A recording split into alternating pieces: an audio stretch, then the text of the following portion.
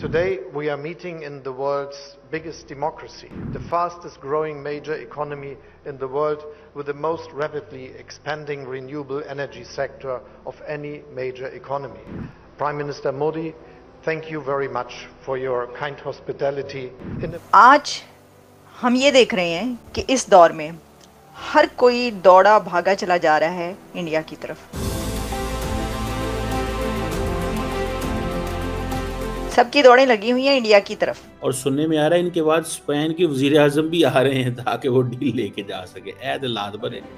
Germany उम्मीद कर रहा है कि भारत के बड़े बाजार में पकड़ बनाई जाए और चीन पर डिपेंडेंसी को कम किया जाए। इसी के लिए ये दौरा अहम माना जा रहा है कि जर्मन ये चाहता है कि उसका रिलायंस चाइना पर कम हो और चाइना से हटकर वो पूरे तरीके से डिपेंड कर सके इंडिया पर। Germany is late. Germany late हो गया भाई, और वो इस चीज में लेट हो गया कि फ्रांस ने ये मार्केट ऑलरेडी कैप्चर की है। अमेरिकन का असला तो ऐसा है कि इंडिया चाहता है कि मैं लूं हर कीमत पे, जो मर्जी हो जाए। जब इंडिया ये देख रहा है कि उसके पास एक बड़ी अपॉर्चुनिटी ये है कि जो यूरोपियन कंट्रीज़ हैं, जर्मनी है और जितने भी और कंट्रीज़ हैं, वो उसकी तरफ बढ़ रहे हैं और वो कह रहे हैं कि ठीक है हम तुम्हारे साथ अब ट्रेड करना चाहते हैं, अब हम चाइना पर अपनी डिपेंडेंस कम करना चाहते हैं, तो क्यों नहीं करेगा इंडिया वो फटाफट? ऑब्वियसली इसमें तो कोई बात नहीं है।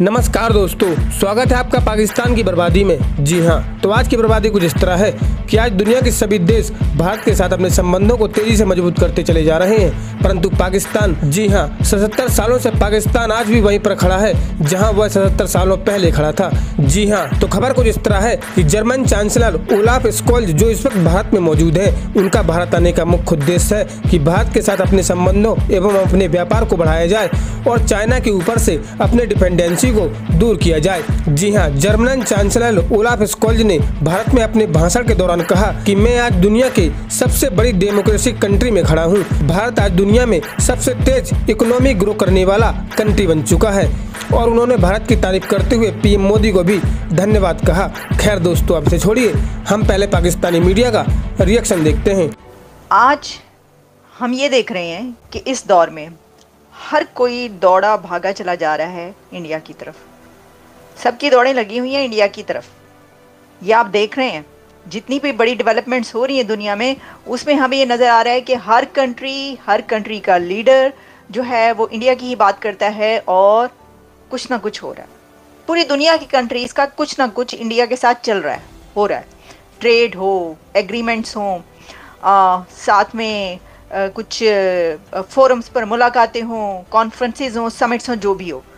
अब अभी तो आपने देख लिया ब्रिक कॉन्फ्रेंस, लेकिन अब हुआ ये है कि जर्मन चांसलर ओलाफ शोल्ज पहुंच चुके हैं इंडिया और दिल्ली में नरेंद्र मोदी और ओलाफ शोल्ज के बीच मुलाकात हुई। अब जर्मन चांसलर का इस टाइमिंग में इंडिया पहुंचना बहुत ज़्यादा सिग्निफिकेंस रखता है। एक तो ये कि जर्मनी ने एक बड़ा काम ये किया है कि भारत को स्पेशल स्टेटस दे दिया।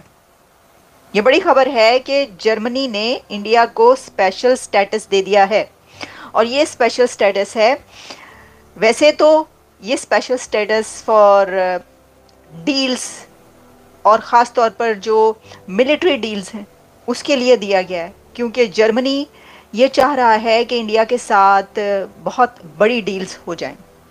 अच्छा, ये जो डील्स जर्मनी की तरफ से इंडिया से ख्वाहिश है उनकी, ये सिर्फ मिलिट्री डील्स नहीं है, सिर्फ आर्म डील्स नहीं हैं, बल्कि इसके पीछे बहुत कुछ है। इसके बैकग्राउंड में आप देखें तो इतना बहुत कुछ है कि लगता है, बल्कि ये कहा जा रहा है कि this is new era of partnership between India and Germany.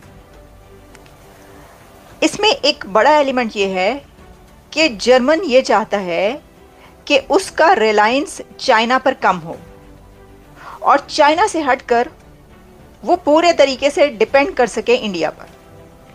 तो अगर आप इसको ये कहें कि जर्मनी या इंडिया जर्मनी के लिए एक न्यू चाइना क्या बन सकता है, जर्मनी ये पूछ रहा है, ये सवाल कर रहा है, या ये कि वो उसकी ये पसंद है, उसकी ख्वाहिश है, जिसके लिए अब तकरीबन मेरा ख्याल है कि जो टॉक्स हैं उसके लिए दोनों तरफ के जो भी डेलीगेशंस हैं और जो भी अथॉरिटीज़ हैं वो इसमें अब जुटेंगी और 2-3 दिन ये टॉक्स चलेंगी। उसमें जर्मनी की ख्वाहिश ये है कि अब इंडिया जर्मनी